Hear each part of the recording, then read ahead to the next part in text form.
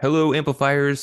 Zig Ziglar once said, you don't build a business, you build people, then people build the business. I think that's a great quote, and it's a great way to kick off today's topic because we're talking about building teams and about finding the right people to get in the right seat and to take the right actions.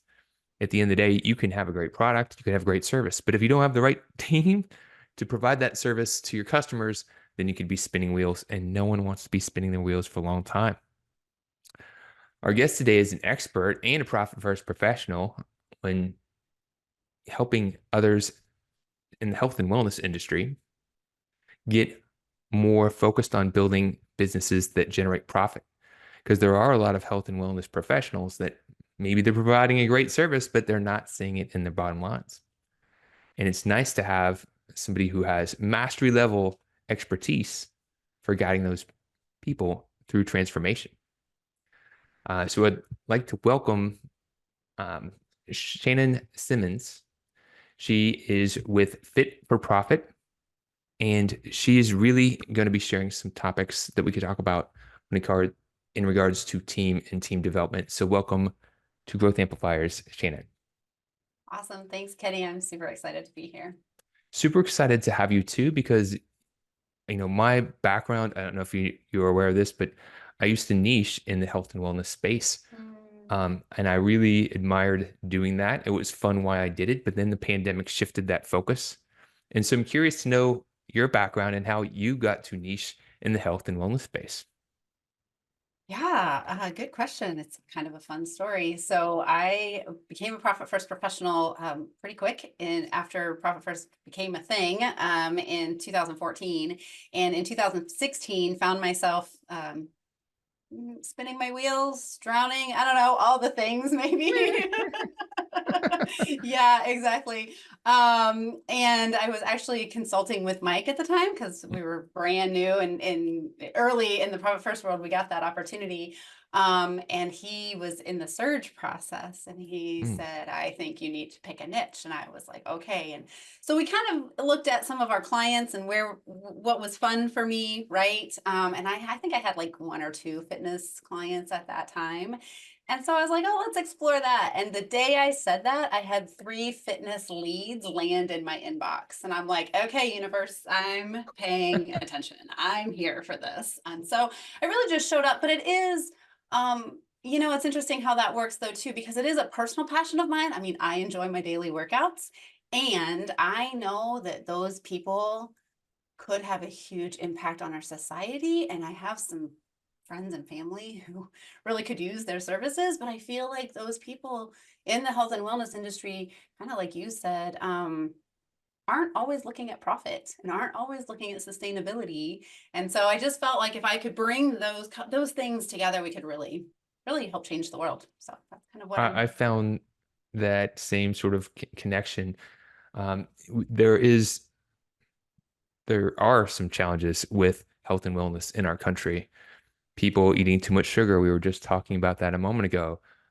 Maybe there's obesity. There's not getting enough exercise. There's eating too much processed food, and so many different things that people need to do to be healthy. And if they're not aware, then they could be pushing themselves into a lot of challenges. And once you've messed your health up, everything else becomes harder. So I think that's a great cause to be a champion for them. And going back into my story for a bit, she's like, "Wait a minute, this isn't your pod, this isn't your interview." But I believe like everyone has a true passion, and if they can serve that passion, that's great. But if they don't know how to make that succeed, then they're going to run into some challenges. So when it comes to, we'll talk about for a moment, health and wellness professionals. What are some common challenges that you see them facing that maybe they don't know that they don't know? But they don't know that they don't know. I think a lot of them actually know that they have this problem. Maybe they're not willing to address the problem. We hear all the time, but I just want to help people and I can't charge what I should be charging, what I'm worth, whatever, what I'd like to charge, because then I'm not able to help people. That one really grinds me. I could probably talk for the rest of this this interview about that. But that's one. And then people who I find in, especially maybe the health and wellness industry, numbers are scary for some reason. They just bury their heads. They think it'll, get better if they don't pay attention to it, maybe. I don't know that they really think that, but they just don't pay attention. They don't look at their numbers I, ever. I Um, could see that they can be scary if you realize there's a problem and you kind of just don't want to acknowledge it. It's like I don't want to see that. I don't want to yeah, step on and the I scale. right? Yeah, that too. And I think there's just something I think especially maybe for the women that we work with, um, kind of another societal problem in my opinion, but they're taught, they're not girls can't be good at math. Mm. And numbers are math. And so when they've heard that over and over and over again, they just, well, I'm not good at it, so I'm not going to do anything with it, instead of really just figuring out that numbers don't have to be hard. And And so we do that. and I had worked, back in my day, I'd worked with some health and wellness professionals. There was a lady, she was really brilliant. She was kind of like world renowned in her industry, and I'm not going to get much more descriptive than she'll be like, "Hey, you're talking about me." Yeah. But she kind of that brilliance kind of got in her own way because she kind of thought like I know what I need to know, and Mm, she she wasn't looking at the bottom line with that filter. She's like, let's put it on sale. We'll offer a discount. And like, do you realize what your discount is doing to your profits? And you might be thinking it's 20%, but if you only have 25% profits in the first place, then you're really cutting right into them. yeah. And she may not even be aware. So whether it's cash flow, whether it's profit margin, or whether it's something else, pricing, having someone like yourself who can really know the industry, know the challenges and the mindsets to overcome is totally powerful. Mhm. So, um, advocate for that. Is there a particular story or client that you could think of that you've helped with that transformation in the past that it was a little bit more meaningful to you or stood out? Wow. That's a hard one because they're all meaningful, right? I think one of the most impactful kind of success stories to me, a client, there weren't a ton of mindset issues, I would say, coming in, fairly profitable, actually, already coming in. Sometimes I find clients really just need permission to do some things. Hmm. They feel like they can't pay themselves more because then the business won't be able to grow without them. We hear that, I feel like, a lot. Um, or, they just don't know how to take that profit distribution or whatever. So, one of the most, like I said, she was mostly profitable. We were able to increase that just by implementing profit first, giving her the buckets, right? So that she knew how much she could pay herself rather than like worried about, am I spending my tax money to pay myself? And she came to us. I think she was 3 months pregnant when she came to us, and she was able to take a 3 month maternity leave from her business, pay herself her full salary while she was gone, and not log into the business whatsoever. Which, isn't that why we go into business, to have that freedom and lifestyle? And so to help her be able to realize that dream in 6 months' time, which is pretty quick for most of our clients, actually, that was a huge accomplishment for her. And I really appreciate you sharing that. Sometimes transformation does take some time, but sometimes you can get a lot accomplished in a relatively short amount of time if you're focused and you have somebody to help you walk that path. They know the steps to take. Speaking of knowing the steps to take, you mentioned you started in Profit First really early. You got to have some one-on-one time with Mike, um, really getting into his expertise. You've had to build a team to get to where you're at. So kind of turning into a different chapter, talking about developing a team. I'm connect with a lot of professionals and business advisors who, man, they know their stuff. They have maybe a decent team, but their team isn't quite helping them get over the hump. And they're kind of spinning their fingers. They don't exactly know which actions to take, what to do. What are some of the things that you've learned on your journey that others might consider? Yeah, so the biggest lesson I've learned in the last year, 18 months probably with team is it comes down to your values and interview for values. Get a values alignment. You can teach your skill. I've literally in the last 8 months taught 3 bookkeepers how to be coaches, and they are rocking it as coaches. But they came in with a hunger to learn, which is one of our values, right? Growth and constant learning. Like we interview for that now, and we know that those people are out there, and that's what we're bringing on to our team. So like I said, identifying your own values first as a person and then as a business, which may not be exactly the same thing, and then hiring for that. That's been the biggest lesson that I've learned with team this year.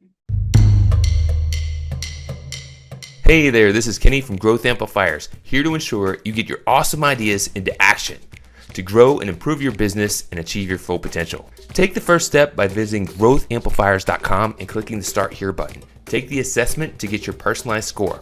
Then select from free resources to learn how to improve your score. Don't wait. Be proactive and take action now by visiting growthamplifiers.com and clicking the Start Here button. And always keep on amplifying. Now, let's get back to the show. I believe that is really powerful. You when you have people that share your values and that is their nature, then you're going to be on the same wavelength. Like you said, you can teach them different skills, you can help develop in other areas, but values are something. It's like that's just the way you're wired. And maybe you can influence a little bit, but a lot of times you're going to once people have their values set, it's maybe the not best advice to think I'm going to change this person and their value system. Maybe possible in some instances. I don't want to say it's impossible, but it's definitely a steep battle. So if somebody already has a team, because I know that this is the case where people have the team and they didn't do that, and maybe you ran into that in the past. Well, what is your advice for people that are like, man, my people just aren't, they're not getting me. They don't think like I do. They're not taking the actions. Maybe they don't care. They don't have the same level of integrity. Our values aren't aligned. What would you advice would you give people in that space? I don't know that this is advice because it It's really just like sucked for the don't quote me last here. year. I'll just tell you what I did and what my story is. And that is exactly where I found myself a year ago, Kenny. I Mm, had a few people on my team that we just did not mesh values wise. Amazing coaches, amazing business owners, great human beings. Our values just weren't aligned. And in what seems like maybe not even business mattered ways, right? Like these values maybe didn't matter in business, but they matter in life. And if you can't just have a conversation with somebody on your team without being afraid of certain values coming up, it just wasn't a good synergy for us in our business. And so we ended up parting ways with, like I said, 3 of those people in a month's time. Was not fun. And when I look back now at what the team looks like now, I mean, that was probably half our team at that point, close to half our team. We've replaced exactly, I mean, like Christmas a year ago. oh man. I mean, literally it happened all in November. So in December, you're going through letting all your clients know. Just there was a lot of fallout from that. And now I wouldn't trade it for anything. I mean, just the peace of mind I have, the excitement my team has when we get off a call and they're like, I can't wait to convert that person into a recurring client. I'm like, yes, this is a like I didn't say anything, right? So, like I said, I don't know that that's advice because it sucked. It for a really, really, really long Yeah. time. It was awful, and it's worth it. There's wisdom in there because that is what people fear. They fear the loss. They fear things not working out. And in some cases, you've got to take a step back to take a leap forward. If you're holding on to bad employees, or maybe not bad, but employees that are not aligned, or clients that are not aligned and aren't listening to your advice, aren't valuing your advice and time, then that's opportunity cost, because while you're putting time and energy into these people that aren't aligned and aren't helping you, you're having to pull them, then you're missing the opportunity of finding the people that can pull you and elevate you and take things to the next level. And I know people that really need to hear this message and take that bold step, because if you can either work with people that are going to be aligned and helping you move forward, or you're working with people that you've got to try to pull, and it's so much harder. Why not take the action to get everyone on the same page, taking the same action to get to where you want to go? Yeah, I needed that message 14 months ago because I held Just like, on for too long. thanks, Kenny. Well, well, But I you're welcome. appreciate you for sharing your story, because there are people that need to hear that, and they need to know that that pain is worth it, right? That it was not fun. There was some fallout, right? It was a little bit worrisome, but it needed to be done. And there's just something that I've been talking about for a while. It's like kicking that can down the road. Yep. We're like, it's not so have to be done that you can continue to kick that can down the road for a long time. Yep. Exactly. So I'm excited for you, by the way. So now what are some things that you're bringing into the world that you'd like to share in your business? Yeah, so I mean, it has been a process of up leveling these bookkeepers to become coaches. So that's been a lot of fun. And I feel like I've learned a lot about building a team. And so that is something that we are helping clients to do now, just talking a little bit more about what that process has been like. Um, and looking at just different ways that money is affected in our business. Like everything comes back to money, right? We, as accountants and bookkeepers, we can look at the balance sheet and tell you a lot about your business, because it's all reflected there. And so really digging into not so much doing some of the things for people, but how are the things that you're doing with your team, with your marketing, how are those showing up on your financial statements, and how can we make those look better so that your bottom line is better, because that's what everybody's after at the end of the day, I think. And I know you work with health and wellness, but is there particular like size or types of industries that typically work better for being a Yeah, so really good we actually prospect? have a couple of different offers. So the short answer to that is not really. We because we did start off working with businesses who'd been in business for at least 2 to 5 years and had a team. That's where, we felt like we could make the most impact. And then we realized that there are businesses out there brand new getting started in the health and wellness industry that really need profit first from the very beginning so that they don't create those bad habits. Like it's much easier to stop them before they start than it is to fix them in the end or afterwards. And so we created a product just for those people as well. So we do have a couple different ways that we can serve different people. So and if you want to get an overview and just see what the Profit First system looks like that we help people implement, you can go to fitforprofit.com/amplifier and get our Profit First overview just for you guys. I didn't know I could do that. Um, What's going on? Pretty cool. And then yeah, that will give you more information about the products as well after that. Well, that is really cool. And I suggest you do that if you're in the space. Why not take a new action and achieve a new result? You don't know what you don't know. You're guaranteed to learn something. And if all you did is learn one thing to help you better serve those you serve, it'd be totally worth your time. All right. So you're being put in the hot seat now. We're in that rapid fire. What is a book that you got all these books in the background? Yeah. And no Profit First. Profit First is one that we've already been talking about. So and it's one we recommend. But if you had another book to share, something that might be helpful for others who are looking to grow and improve, what's a different book that you might share? Yeah, so had to think about this one. I am a lifelong reader and Mhm. learner, but the first one I think came to mind was actually Miracle Morning, an oldie but goodie by Hal Elrod. But that really is what started me on the path to um, more reading and more personal development. I think I found Profit First just before I found that, but that really led me into all the other books that I've read and implemented since then. So that's been a good one. I appreciate that one. It's a great way to start your day. And I know you're talking to people, man. People are stressed out. Think they go through their own whirlwinds, have their own challenges, and being able to start your day with some positivity and getting focused, getting aligned. It's a great recommendation. Hot seat question number two.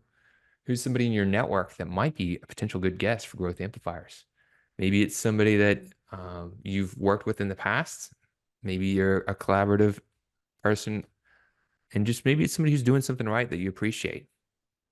I know I'm putting you on the spot. Mm, She's like, oh yeah. man. And I know there's a lot There's of different people, but it's just so someone that might many come to mind who's people. in your network that you thought maybe I'll give them a shout out. They're just popping into my mind right now.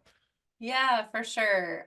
This is another PFP, but she's the one that's popping up. Wendy Barlin. I don't know if she's Oh, been on the show or not, but yeah, I really appreciate her insight into tax and really just business as a whole. She has some fresh takes, I feel like, on business.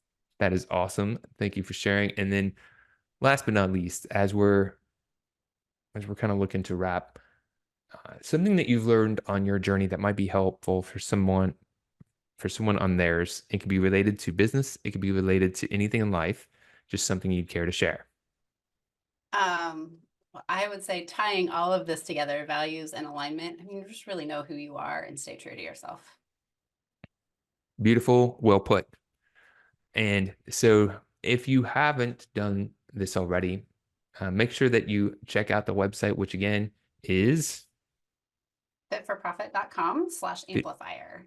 all right. There we go. Need to make sure we have that URL in full, and we'll put that in the show notes.